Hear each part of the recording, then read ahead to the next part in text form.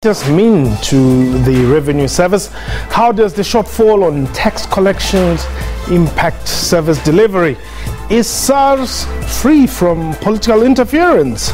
And what is the latest on the tax ombudsman's inquiry into the delay on tax refunds?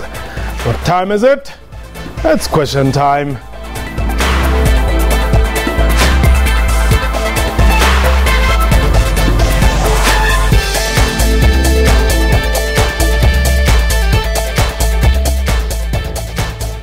Khotsong and welcome to the show. My name is Mpho Tsedu. The South African Revenue Service, SARS, announced the preliminary outcome of revenue collections for 2016-2017 yesterday.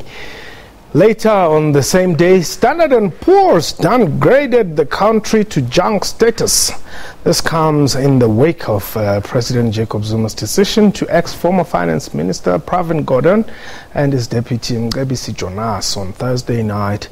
During the cabinet reshuffle, the Revenue Service says for the second year in a row, it broke the trillion rand mark, collecting 1.367 trillion rand in gross terms. Personal and corporate income tax, VAT along with customs and excise remained the largest sources of tax revenue and represented about 94.5% of the total tax revenue collections. But to what extent do illicit financial flows impact the country's tax base? We are live. And indeed, you can call us. Your views 089-110-4210 is the number to dial, or our Twitter handle at QuestionTime24. My guest today is Dr. Rondell Carlson. He's the Group Executive of Tax, Customs and Excise at the SARS, and he joins us again today. We really appreciate you making time to come and talk about these matters, and welcome to the show.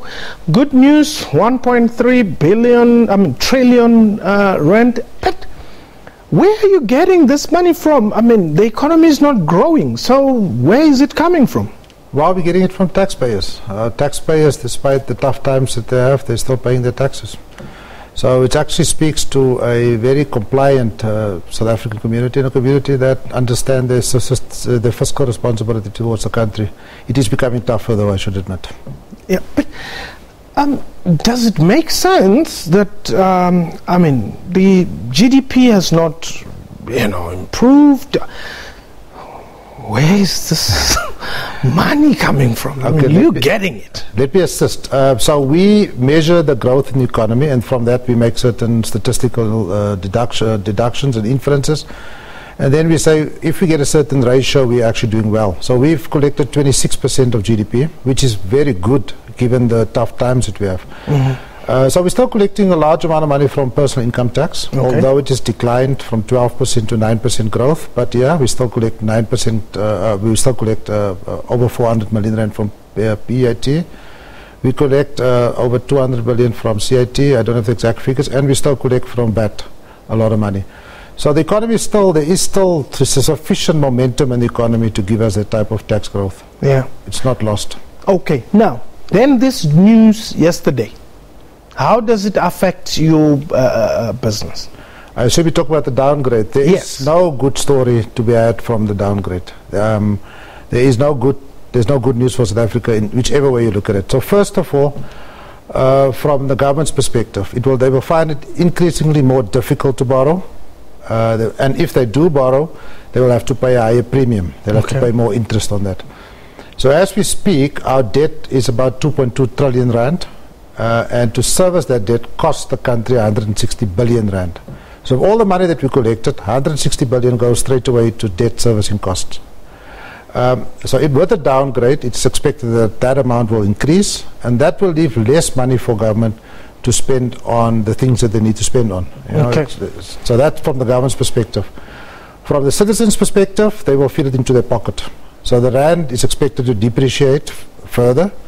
The rate cycle that was going to be stabilized and probably coming back later the year will now be under pressure to go the other direction. So it's going to cost more for the ordinary citizen to borrow.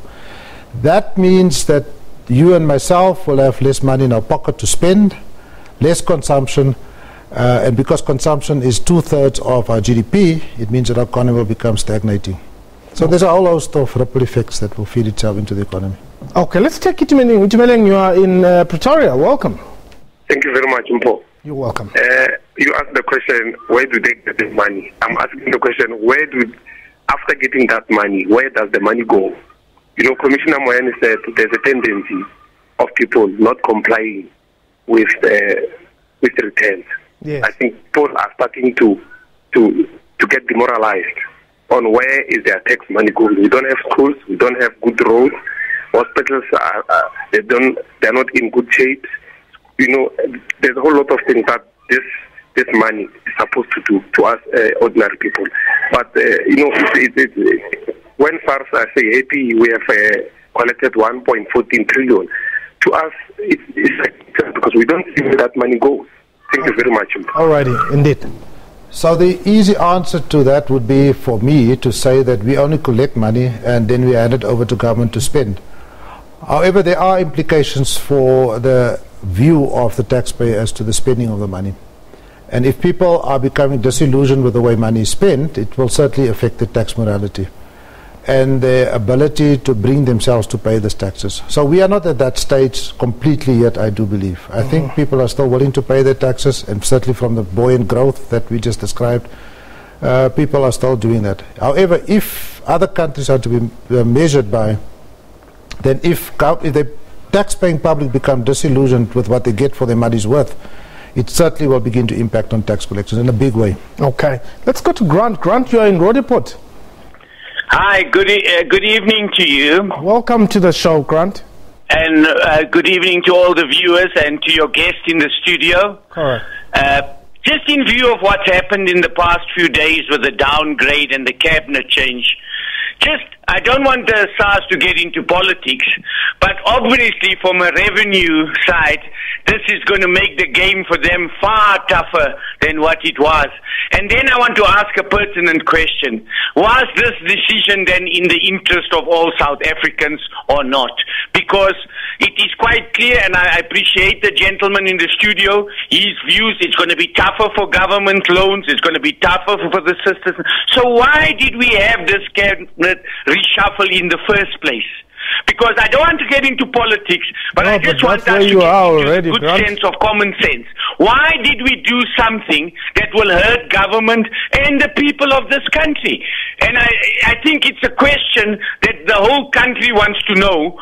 Why would somebody, for whatever reason, make a decision like this that we find ourselves today? And lo and behold, I can tell you now, the other ratings agencies are going to follow.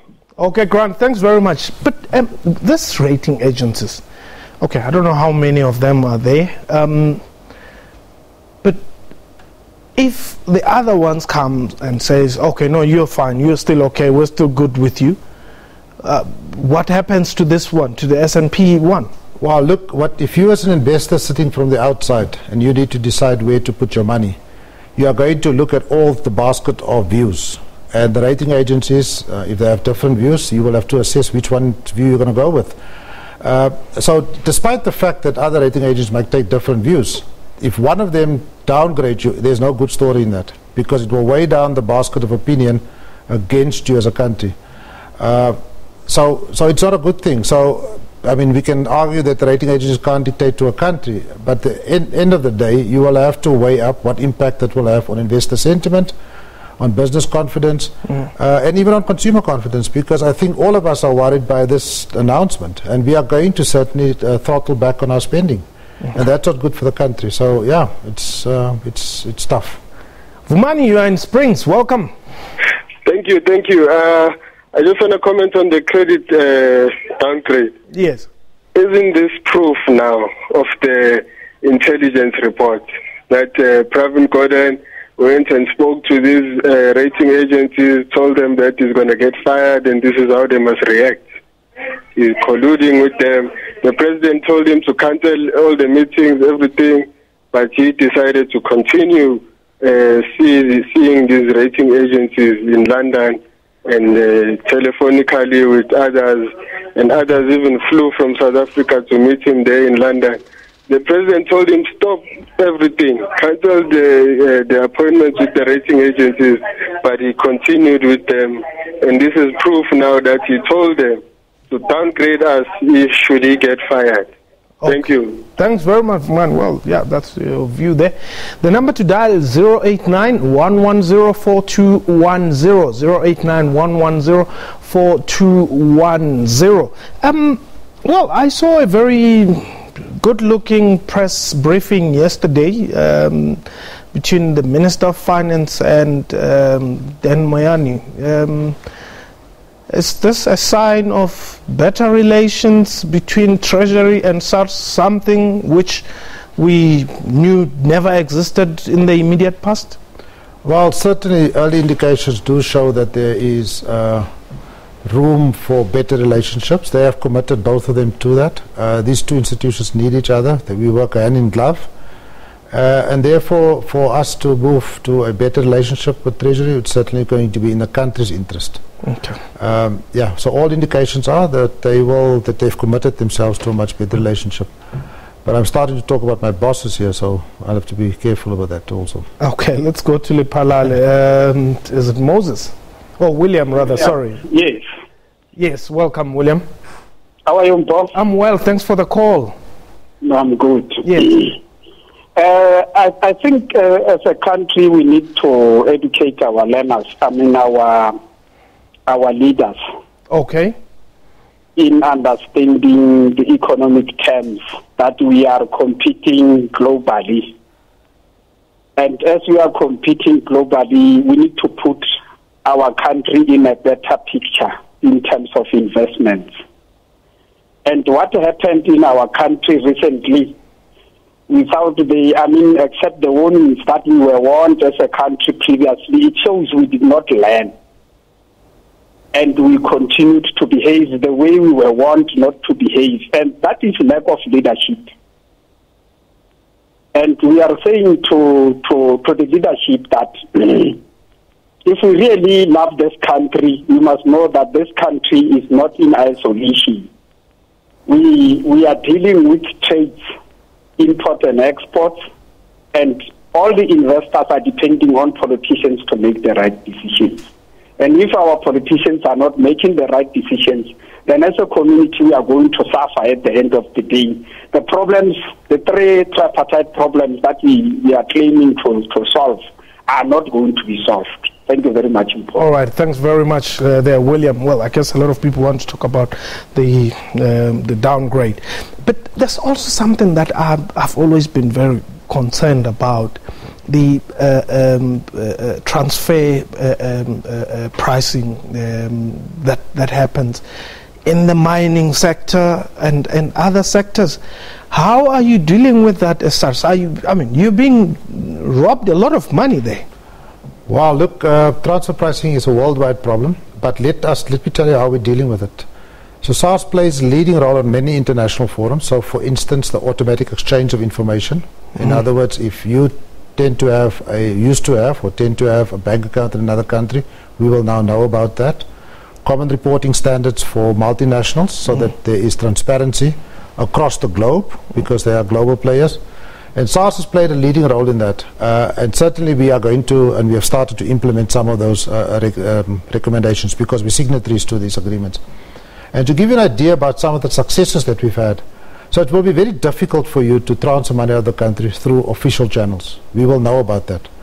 And some of the successes that we've had is under the voluntary disclosure program. In this year alone, we realized 2.5 billion rand from people that voluntarily came forward and said, I think I must regularize my affairs with SARS. What is starting to happen as these channels for legal exchange of money starts to shrink and close down, we now beginning to find that people are starting to use smuggled cash. And interestingly enough, our dogs at the ports of entry have been trained to smell cash, and we are beginning to pick up more cash smuggling as a way of moving money around. But as countries are drawn into the net and previous tax havens are no longer safe, we are beginning to have a global view of South Africans' tax affairs. Okay, Mzwake, you are in the Eastern Cape. Welcome. Mzwake? Okay, Mzwakhe is no longer there. 089-110-4210. Let's look at our Twitter handle there. Lucas Mashele says the experience he gained at SARS make him to fully understand the markets well. I hope he's talking, well, not hope, but I suspect he's talking about Pravin there. Marping says this is a learning curve for South Africans till they realize economics have nothing to do with race. They have to suffer. Okay. Makaya 13, Minister knew of the downgrade, as he says, but chose to lie that no country can be downgraded due to one man's removal. Well, gee. Okay, Lucas Mashele, the experience he get. Oh, okay, that's a repetition. But yeah, we're taking your call 089-110-4210, 089-110-4210. Call us there and we'll be taking your calls. Now, perhaps as we continue, a lot of people would now say, personally, how do I get affected when this downgrade has happened? Let's talk about an ordinary person who may be earning 3,000 rand at most, who now doesn't understand that, you know, Pravin was moved, Malusi is now in, and therefore there's something that has to happen to the money that I'm earning, the 2,000 rand that I take home. So personally, you'll feel it in your pocket. That's the bottom line. So you'll have less money to spend, because it will cost you more expensive. It will be more expensive for you to service your bond repayment. It will be more expensive to buy cars because the interest rates are going to be upward trajectory. If you're a consumer of foreign goods, foreign imports, you are going to pay more for your hi-fis and your iTunes and whatever. And if you are a bit more well off and you travel overseas, you'll find it more increasingly difficult to do that. So you're going to have less disposable money. People are going to be shopping down probably. They're going to buy cheaper goods as substitutes. And overall, it's going to be a tough period that we are going to go into. Marco, you are in KZN. Marco? Okay, Marco is no longer there. And then a rhetorical question really would be, but who are these rating agents? Who are these people who have so much power to really mess things around just because they don't prefer a particular person to the other? Well, the underlying philosophy of the rating agencies is in essence what you do when you go to a bank. You put your credentials forward, the bank puts a certain risk on you. First of all, of course, they will ask the question, do you have enough money or do you earn enough to pay back the loan? That's the first question. You say, yes, you've got enough money. Secondly, they will ask you, is this sustainable? Do you think you are going to be able to pay over a long period of time? And are you in a stable marriage, to use another example? So in other words, your other partner's income, is that secure?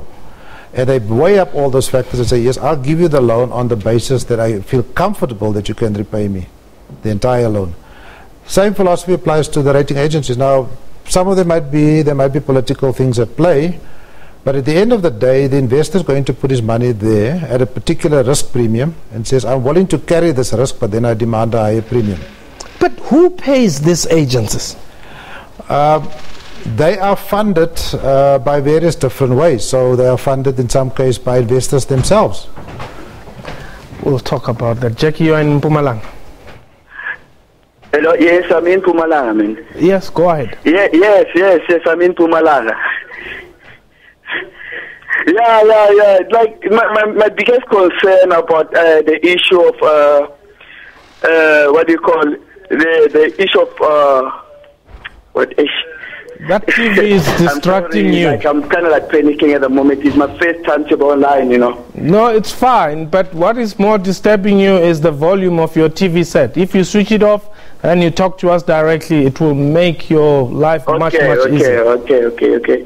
No, the problem that I'm having, we know that South Africa as a whole, like they already have the budget for this year, isn't it? Which is it came up like on a prayer. I don't know how is it going to affect the whole situation of the new minister, like especially the reshuffling of the new minister, like Meluse and all those things. All right, Jackie, you've made your point. I guess the point is trying to make is, when should we expect to start feeling the pinch? Well, I think you'll probably begin to feel it from next week onwards when the petrol price is going to be... quick. When you start to talk about the petrol price increases, there's going to be risk factors that's going to be factored in the pricing of petrol. I mean, that's going to... People tend to think that these are long-term effects. Bonds get traded on the open market. And so, yeah, it's not something that's going to happen in 2 years' time. Okay. We are still in the politics of this rating agencies. I'm saying, therefore, if they are paid, these agencies are paid by some people somewhere, we cannot rule out politics. I think the point that needs to be made, whether you like them or don't like them, whether you're suspicious of them, they're not suspicious of them, they have a big influence on how investors treat your country. That's the bottom line. So you can speculate about whether they're credible or not. At the end of the day, they determine the rating of your country, and investors look at them for guidance as to where to invest. So I think it's really a difficult point to say they're not credible. The investors take that into their decision making. Yeah, but these are the same institutions that some of them were fined in the US, 300 millions and all that, and we are supposed to really, these are the same institutions that could not predict the financial crisis in 2009-10. Okay. So, yeah, you can look at all of that history and say, I don't trust them, but at the end of the day, money counts. Jay, you are in KZN. Yes, I am. Yeah, go ahead. Okay, fine. I hope I'm not deviating from the main topic of the conversation, but I would think that it is about this reshuffling, etc. My take on this is that the ANC must take it into themselves that the goalposts can't be shifted for ludicrous operations of the government. Jacob Zuma did, what he did was wrong, absolutely wrong. He doesn't take a rocket scientist to say this. And then he goes and brags that they're doing it for the poor. How is this going to help the poor? The poorest of the poor are going to suffer more, like the gentleman in the studio is telling that everything is going to go up and up and up and up. But now, Jay? Yes, I'm here. Well, the poorest of the poor have filled up a stadium in Germiston as we speak, in celebration of the president. Okay, agreed on the point. Yeah. You see, we do not want to go. I do not want to go into that. Why? What sort of voters we got in this country? Those very people who are sitting in the stadium, they will tomorrow go and strike for houses, burn tires on the road for service delivery.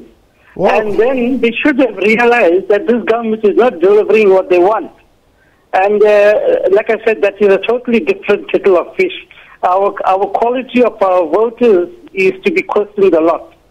You don't put somebody, vote for somebody, and they don't deliver, and then you go and burn tires, etc., etc. Okay. I would think that about 90% of those people who are singing Jacob Zuma's praises will be out on the streets tomorrow if they don't get what they want. And that is not the way to do it. Now, Jacob Zuma himself, he took out Pravin Gordhan, and then he had the audacity of saying that he's going to put young blood. How old is Jacob Zuma? Okay. He's about 75. All right, Jay. Stepping down and giving somebody Jay, else like some thank you, Jay. I think you've made your point. Well, yeah, the president is in his 70s. That's correct. But well, there are other presidents who are actually way, beyond 70, and they are still standing for re-election. But as we close, are you optimistic? Yes, I'm very optimistic. This is a maturing democracy. The type of things that people are beginning to question are the signs of us maturing as a democracy. We are at a torrid time trying to explain the tax and whether we are of integrity and whether we are refunding people. That is the sign of people taking interest in their democracy, interest in the institutions, and beginning to hold us accountable. Okay, thank you very much, Ndit, for you making time. That was Question Time for today. A big thank you to my guests and to you for watching the show. From me and the entire crew,